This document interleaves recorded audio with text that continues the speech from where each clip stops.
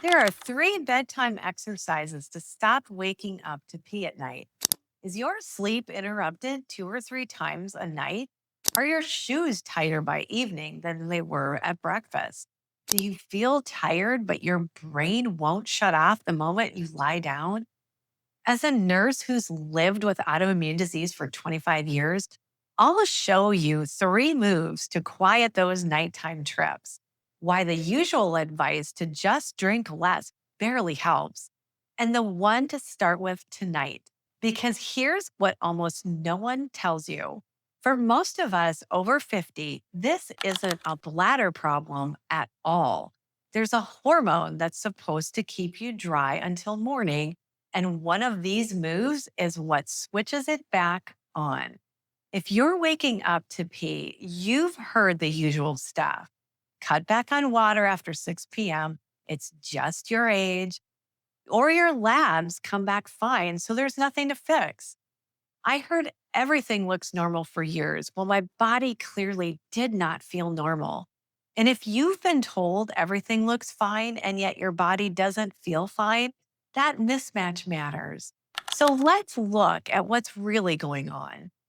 All day while you're up and moving, fluid slowly settles into your legs and ankles. I see that same puffiness in my own body when I'm having a flare. And you have probably seen it too in some of my videos in my face. So believe me, I get it. Then you lie down flat at night, and that fluid finally has somewhere to go.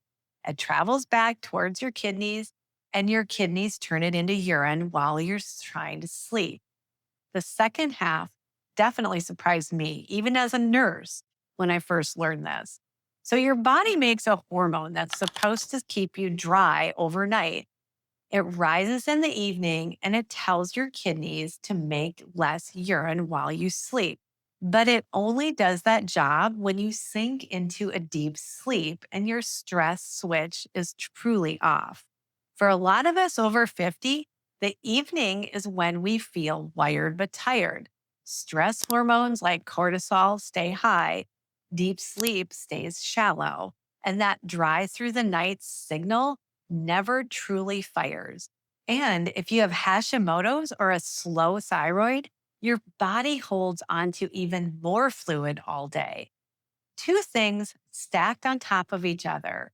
Neither one is your bladder, but there is good news. You can nudge both of them before bed.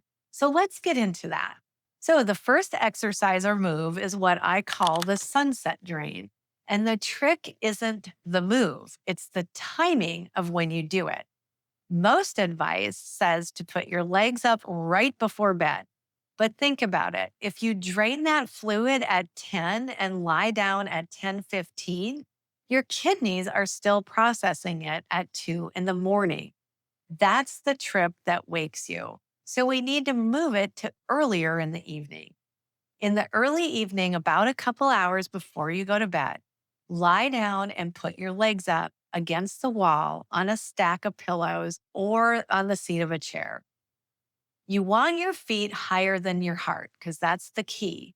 Stay there 10 to 15 minutes. While your legs are up there, slowly point your toes and then pull them back towards you over and over again, like a gentle pump. Your calf muscles work like a second heart. They squeeze that pooled fluid up and out of your legs. So, doing this early gives your kidneys their shift while you're still awake. You may need the bathroom more in the evening, but that's the whole point. That's the fluid leaving instead of at 2 a.m. and keeping you up all night. But the next exercise matters the most because it works on that dry through the night hormone directly. The second exercise sounds completely backwards, but I promise it isn't. A warm bath or a warm shower about 90 minutes before you go to bed. More warm water before bed? Yep, but here's the mechanism. When you warm up, blood rushes out to your skin. When you get out, your core temperature drops, and that drop is a strong signal that it's time for deep sleep, the deep, slow kind. And remember that dry through the night hormone that I promised? Deep sleep is when it does the best work. That's when it surges. It tells your kidneys to ease off and it raises the bar for what it takes to wake you up. So, a half full bladder that would have had you up at 3 at night simply just doesn't register. You sleep right through it. The research on this is very clear. A warm soak for about 10 minutes, an hour or two before you go to bed, helps people fall asleep faster and reach more of that deep stage of sleep. You're giving your kidneys the exact conditions that they need to take the night off. Then dim the lights and let your body cool down on its own. If you want help calming that stress side, the part that keeps you wired but tired at night, I did put together a free nervous system reset guide, and it walks you through simple ways to downshift before bed, which is exactly what Move 3 is doing. It's free and it's in the link in the description below. Now, the third move is one that almost nobody connects to nighttime peeing, and it might be your missing piece. Your bladder and your stress system are wired together. When you run in that low grade alarm state all day, the kind that so many of us with autoimmune issues live in, the muscles of your pelvic floor brace and stay tight without you even noticing. A braced pelvic floor is twitchy. It fires off that gotta go feeling, even when your bladder isn't really full, and it shrinks how much you can hold at night. So you wake up just sure you're about to burst. You shuffle into the bathroom and barely anything comes out. Does that sound familiar? That's not a small bladder. That's a nervous system that never clocked out. So we have to clock it out. Just lie on your back with your knees bent and feet flat, or rest your lower legs on the seat of a chair. Let your belly go soft. Now breathe low and slow down into your belly, not up into your chest. Make sure that your hands are on your belly and your belly is raising your hands. That's how you'll know that you're breathing into your belly. Make the out breath a little bit longer than the in breath. And each time you breathe out, picture that whole pelvic floor letting go and getting heavy. Do that for 2 or 3 minutes. You're not forcing anything. You're just teaching your body that it's safe to unclench. And when the pelvic floor lets go, your bladder can hold more. And those false alerts settle. That's not you failing at rest at all. Your body isn't being difficult and may just be responding to instability. And the biggest mistake I see, drinking almost nothing after lunch and hoping for the best.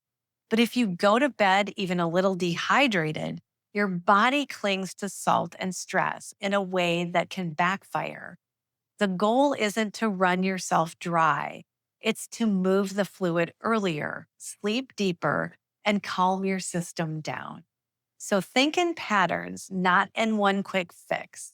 Put these together and they stop fighting your body. You clear the fluid early, you drop into deep sleep where that dry through the night hormone can finally fire and your bladder stops sounding false alarms. That's a real night of sleep again.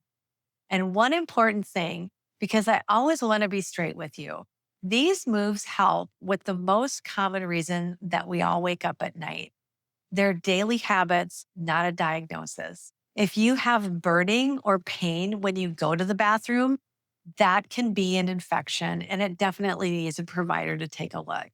If you're suddenly thirsty all the time and peeing a lot day and night, get your blood sugar checked. And if this came on fast or comes with fever, back pain, or swelling that won't quit, don't wait. Definitely go see your provider. There's no shame in that. It's just smart. And before you go, let me know in the comments how many times are you up at night right now? One, two, three, more? If this gave you a new way to think about your sleep, do me a favor and like the video and subscribe so that it reaches more women and men who've been told to just drink less and live with it. and share it with a friend who's worn out from broken nights. And that free nervous system reset guide is in the description whenever you're ready to claim it. Remember, your body isn't broken, it's burdened. And when you understand those burdens, you can finally begin supporting your body in the way that it's needed all along. Please take care of yourself because you deserve to feel better. And remember, we're all in this together. I'll see you in the next one.